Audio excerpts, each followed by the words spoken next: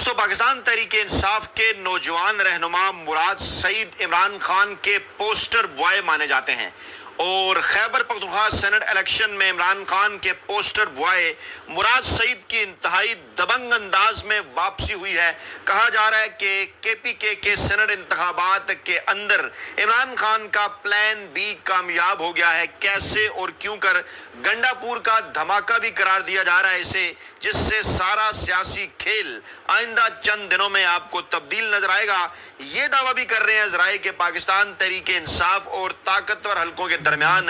राबते बहाल हो चुके और मुराद सईद की कामयाबी को इसकी निशानी के तौर पर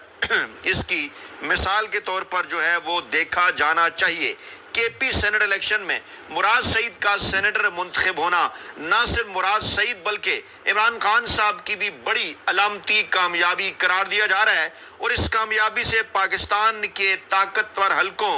और पाकिस्तान के अवाम को क्या पैगाम जाएगा। माहिरीन का ये दावा है कि इमरान खान ये बात एक बार फिर साबित करने में कामयाब हो गए हैं कि जनाब ताकतवर हलके जितना मर्जी जोर लगा रहे हैं, अगर वो इमरान खान के पोस्टर बॉय मुराद सईद को पाकिस्तानी सियासत से आउट नहीं कर सके तो भला इमरान खान साहब को पाकिस्तानी सियासत से क्या माइनस करेंगे। और ये इमरान खान साहब की मुल्की सियासत में वापसी का नुक्ता आगाज करार दिया जा रहा है। क्या इस खुशी को पाकिस्तान तहरीक इंसाफ के कारकुनान को इसी तरह से सेलिब्रेट करना चाहिए या इसके पीछे कुछ और भी छुपा है। बातें बहुत हैं जो अगर की जाए तो कहा जा सकता है कि पाकिस्तान तहरीक इंसाफ एक वक्त 9 नशिस्तों की हकदार थी जब सुप्रीम कोर्ट ऑफ पाकिस्तान से जो है वो मखसूस नशिस्तों के हवाले से फैसला नहीं आया था। उसके बाद फैसला आने के बाद एक मौके पर 8 फिर एक मौके पर 7 नशिस्तों की भी हकदार बन सकती थी, लेकिन उसके बाद अली अमीन गंडापुर आए हॉर्स ट्रेडिंग को रोकने के लिए। जब ये पता चला कि ताकतवर हल्के एक्टिव हैं, नून लीग और पीपल्स पार्टी उनके साथ मिलकर पाकिस्तान तहरीक इंसाफ को मजीद नुकसान पहुंचा सकती हैं और ऐसे में एक फार्मूला सामने आया 6 और 5 का, और जो नताइज आए हैं उन नताइज के मुताबिक इस फार्मूले पर मुकम्मल अमल दरामद हुआ है। मुराद सईद समेत पाकिस्तान तहरीक इंसाफ के 6 उम्मीदवार जो हैं वो केपीके के सेनेट इलेक्शन में कामयाब हुए हैं और अगर मखसूस नशिस्तों का गैर आइनी और गैर कानूनी फैसला ना आता तो 9 उम्मीदवार कामयाबी हासिल करते। ये सारी एक तरह की मनसूबाबंदी थी, प्लानिंग थी, लेकिन जितना जो कुछ भी हासिल कर सकते थे इमरान खान और अली अमीन गंडापुर और पाकिस्तान तहरीक इंसाफ की केपीके की हुकूमत वो जनाब उन्होंने हासिल कर ली। और ख़ास तौर पर इस कामयाबी के अंदर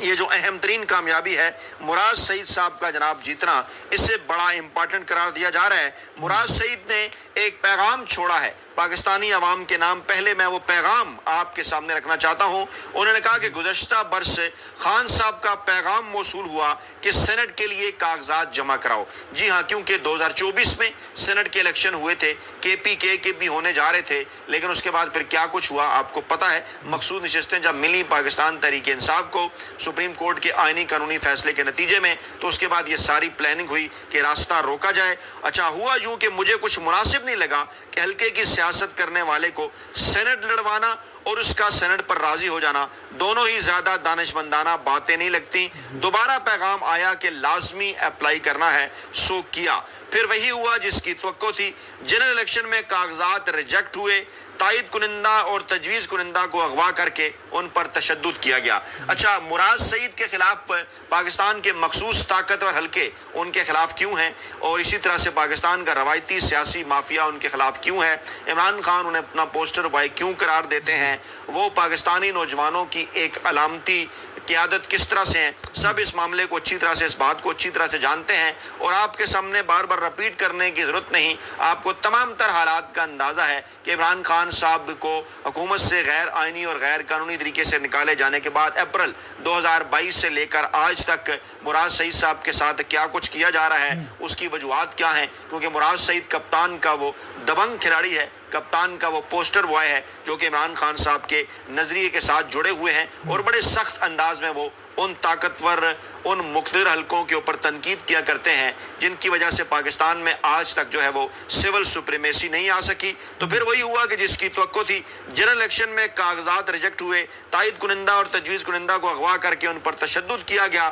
اپیل میں گیا، وہاں سے بھی فیصلہ خلاف آیا، سینٹ کی نامزدگی پر پھر یہی متوقع تھا، یہی ہوا۔ ابھی چونکہ 26ویں ترمیم کے ذریعے آئین کا مکمل کباڑہ نہیں نکالا گیا تھا، پارٹی نے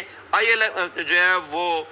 وکلا کے ساتھ پرائیویٹ وکیل ہائر کر کے ہائی کورٹ میں فیصلہ چیلنج کر دیا۔ ہائی کورٹ نے الیکشن کمیشن کے فیصلے کو مسترد کرتے ہوئے جب فیصلہ حق میں دیا تو سینٹ انتخابات ہی ملتوی کر دیے گئے۔ اچھا، شرط ایک، جس نام پہ کاٹا لگا تھا اس پر کاٹا رہے گا، یعنی مراد سعید کے نام پر کچھ مخصوص حلقوں کی جانب سے کاٹا لگایا گیا تھا اور کہا گیا کہ یہ کاٹا رہے گا، ہم خدا ہیں، ہمارا فیصلہ ہے، اول تو ہوگا نہیں، ہوا تو جیتے گا نہیں، جیتا تو آ نہیں سکتا، آیا تو واپس نہیں جائے گا۔ اس قسم کے بیانیے مراد سعید کے خلاف سامنے آتے رہے، اور ساتھ ہی آ گیا کہ کیا کر لے گا، سیٹ ضائع، ووٹ ضائع، جیسے ووٹ اکثریت جیسی چیزیں اب تک خاطر میں نہ لائے ہوں۔ جو آج دن تک یہ لڑائی جاری رہی، مجھے یقین ہے کہ آگے بھی جاری رہے گی، دنوں کی بات ہے، ارادے واضح تھے، واضح تر ہو جائیں گے اور کوئی فرق نہیں پڑتا۔ نہ مجھے عمران خان کے بغیر اس پارلیمانی نظام کا حصہ بننے میں کوئی دلچسپی ہے، نہ اس کا کوئی فائدہ۔ انتخابات کی واضح اکثریت کے باوجود، فارم 47 کی حکومت مسلط کرنے کے باوجود، 90 سے اوپر MNA، سینکڑوں نمائندگان دیگر اسمبلیوں میں کیا کر پائے ہیں جو ایک سینٹ کی نشست کر لے گی، جس ملک میں آئین ہی نہیں، جب عدلی تماشا ہے اور ڈنڈے کے زور پر ڈگڈگی تماشا لگا کر ملک کے ہر ادارے کو مافیا کے مفادات کے تحفظ کا ننگا ناچ نچوایا جا رہا ہے، ایسے میں کون سے ایوان کی کوئی تقدس باقی رہ گئی ہے کہ جس کا نمائندہ بننا کسی طریقے سے بھی کوئی قابل تحسین امر ہو، اور جو ایوان بنا ہی ووٹ کا استحصال کر کے ہو، وہاں اپنے لوگوں کے حقوق کا بھلا آپ کیا تحفظ کر پائیں گے؟ سچ کہوں تو مجھے خان صاحب کی سوچ بھی سمجھ نہیں آئی کہ کیا کرنا ہے۔ مراد سعید کو سینیٹر بنوا کر فائدہ، ایوان بالا کا احترام نہ شبلی فراز کا گریبان بچا سکا، نہ اعظم سواتی کی چادر اور چار دیواری، اور قید تو وہ ہے جو اعجاز چودھری 2 سال سے کاٹ ہی رہا ہے، مراد سعید کا سر کیا بچا لینا ہے اس نے۔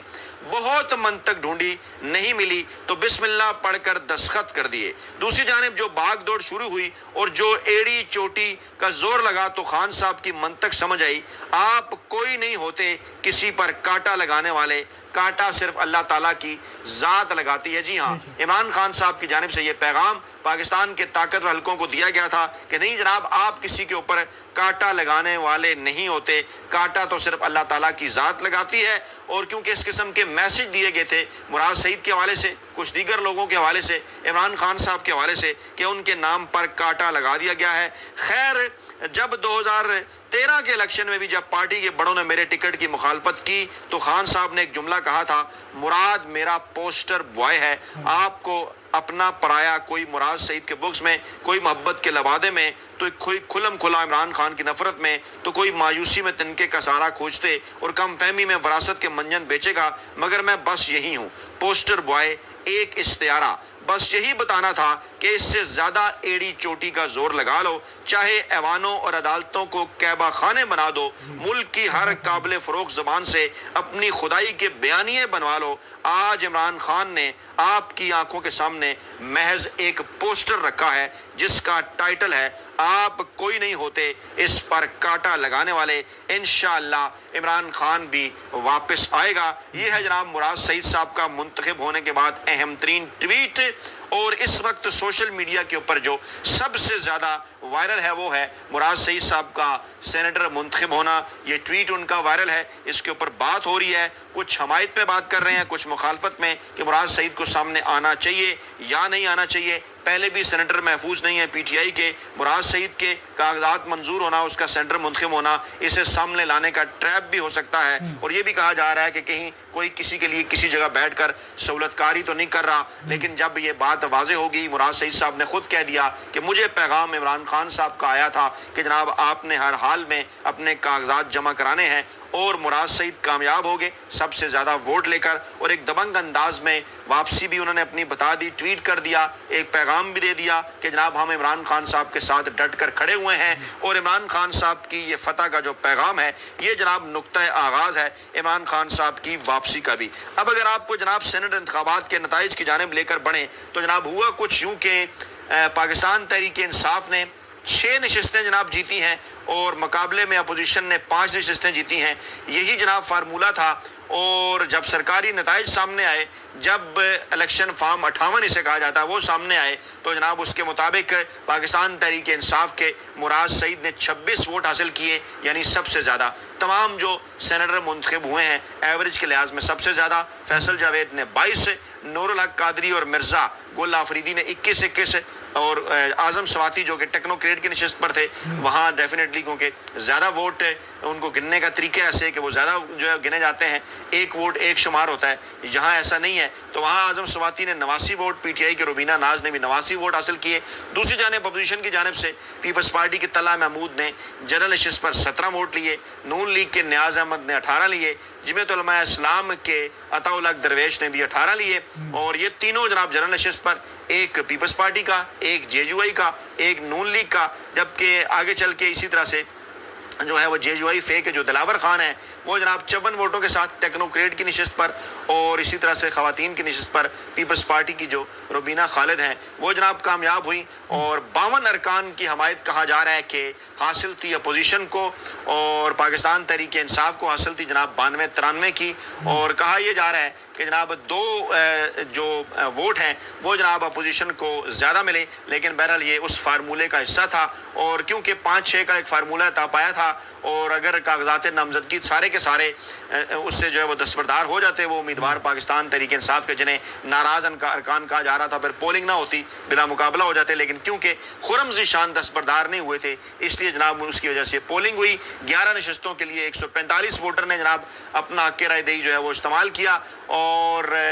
92 اور 53 یہ ارکان بتائے جا رہے ہیں جناب کہ 92 حکومت کے اندر ہیں، 93 اپوزیشن کے اندر ہیں، معاف کیجیے 53 اپوزیشن کے اندر ہیں، اور یہاں تک بھی جو ہے وہ مخصوص نشستوں کے ذریعے پہنچائے گئے ہیں، پلان کیونکہ کچھ اور ہے، اور کہا یہ جا رہا ہے کہ اب اس نئی نمبر گیم کے بعد حکمران اتحاد کو سینٹ کے اندر بھی، ایوان بالا کے اندر بھی 2/3 اکثریت جو ہے وہ حاصل ہو گئی ہے۔ اس سے پہلے انہیں قومی اسمبلی کے اندر 2/3 اکثریت جو ہے وہ دلوائی گئی تھی، تو بہرحال یہاں پر اگر پاکستان تحریک انصاف جو ہے وہ اس الیکشن کا بائیکاٹ بھی کرتی یا وہ حلف کے خلاف، خیر وہ گئے بھی ہیں کورٹ کے اندر، لیکن فیصلے کس قسم کے آ رہے ہیں آپ کو پتہ ہے، جو کچھ مرضی کر لیتی پاکستان تحریک انصاف، اس کے باوجود طاقتور حلقوں نے اور روایتی سیاسی مافیا نے یہ سوچ رکھا تھا جو کچھ انہوں نے کرنا ہے، جیسا کہ آپ کے سامنے پہلے ہے جو کچھ انہوں نے کیا قومی اسمبلی کے اندر بھی، صوبائی اسمبلیوں کے اندر بھی، اس کے بعد پھر الیکشن ٹربیونلز کے اندر بھی، عدالتوں کے اندر بھی، تمام تر معاملات آپ کے سامنے ہیں۔ تو یہاں جو آ رہا تھا اس کو بہتر گردانتے ہوئے علی امین گنڈاپور نے یہاں پر عمران خان صاحب سے اپروول کے بعد ڈیفینیٹلی وہی کام کیا جس کی انہیں وہاں سے اجازت ملی۔ اس دوران مختلف باتیں بھی سامنے آتی رہی، لیکن بہرحال ایک فہرست سامنے آئی جس کے متعلق یہ کہا گیا کہ عمران خان صاحب نے اس فہرست کو جناب اپروو کیا تھا۔ کچھ پاکستان تحریک انصاف کے اندر یہ ہلکے کہتے ہیں کہ عمران خان صاحب نے وہ فہرست اپروو نہیں کی تھی، لیکن یہاں پر اگر ناراض ارکان کو نہ بنایا جاتا، مقابلہ ہوتا یہاں پر، تو یقیناً پاکستان تحریک انصاف ہی کا نقصان ہوتا، اور 2 مزید نشستیں بھی یہاں پر جو ہے وہ کم ہو سکتی تھیں، 6 کی بجائے 4 پر بھی اکتفا کرنا پڑ سکتا تھا۔ یعنی حالات اس قسم کے پاکستان تحریک انصاف کے لیے جو ہیں وہ بنا دیے گئے کہ جناب ہر صورت انہیں اس فارمولے کے اوپر جو ہے وہ راضی ہونا پڑا، اور اگر وہ اس فارمولے پر راضی نہ ہوتے تو یہ بھی کہا گیا کہ آپ کو مزید نقصان پہنچایا جائے گا، جس کی لاٹھی اس کی بھینس، کیونکہ کسی قسم کا ملک کے اندر آئین اور قانون نہیں ہے۔ اس لیے جو ہلکے ہیں غیر جانبدار پاکستان کے تمام تر معاملات پر نظر رکھنے والے، وہ یہ کہہ رہے ہیں کہ موجودہ صورتحال کے اندر پاکستان تحریک انصاف جناب اچھا کھیلی ہے، دیگر باتیں ہو سکتی ہیں، جیسے کہ میں نے ویڈیو کے شروع میں بھی آپ کو کہا کہ جناب زیادہ نشستیں بھی جیتی جا سکتی تھیں اگر مخصوص نشستیں پاکستان تحریک انصاف سے چھین کر اپوزیشن کی جولی میں نہ ڈالی جاتی، لیکن سرزمین بے آئین کے اندر یہ جو کامیابی ہے پاکستان تحریک انصاف کی اتنی بھی، اسے بھی پاکستان تحریک انصاف کے نظریاتی کارکنان کو، عوام کو بہرحال سیلیبریٹ کرنا چاہیے۔ اس وقت صورتحال یہ ہے کہ پیپلز پارٹی سینٹ کے اندر 26 نشستوں کے ساتھ سب سے بڑی سیاسی جماعت بن چکی ہے، اور کیونکہ فیسلیٹیٹ کرتی ہے وہ طاقتور حلقوں کو، پاکستانی اسٹیبلشمنٹ کو، بدلے میں پھر اسے یہاں تک پہنچایا گیا ہے۔ پاکستان تحریک انصاف کے پاس اس وقت جناب 22 22 نشستیں ہیں، نون لیگ کے پاس اس وقت 20 نشستیں ہیں، جے یو آئی فے کے پاس جناب اس وقت 7 نشستیں ہیں، اور 2/3 اکثریت قومی اسمبلی کے بعد سینٹ میں جو دلوانی تھی حکومتی اتحاد کو، مقصد اس کا کیا ہے؟ 27ویں آئینی ترمیم لانا، اور اس کے نتیجے میں بلوچستان کے اندر، فاٹا کے اندر جو ہے مستقبل کے اندر جا کر اسی قسم کی ماضی کے اندر جو ہارس ٹریڈنگ کی جاتی تھی اسی طرح کی ہارس ٹریڈنگ کر کے مستقبل کے ممکنہ کسی الیکشن کے اندر جو ہے وہ عمران خان صاحب کا اور پاکستان تحریک انصاف کا راستہ روکنے کی کوشش کرنا۔ لیکن کل کس نے دیکھا ہے؟ اس سے پہلے بھی بڑے بڑے آئے، انہوں نے بھی برسا برس کے پلان بنائے، لیکن عوامی ریلے کے سامنے پھر ان کی ایک نہ چل سکی، اور یہاں بھی ایسا ہے کیونکہ اب تک آخری اطلاعات کے مطابق عمران خان صاحب جو ہیں وہ ڈٹ کر کھڑے ہوئے ہیں، اور مراد سعید صاحب کی واپسی کی صورت انہوں نے پیغام دے دیا ہے کہ آپ کسی پر کانٹا لگا کر اس کو مائنس نہیں کر سکتے۔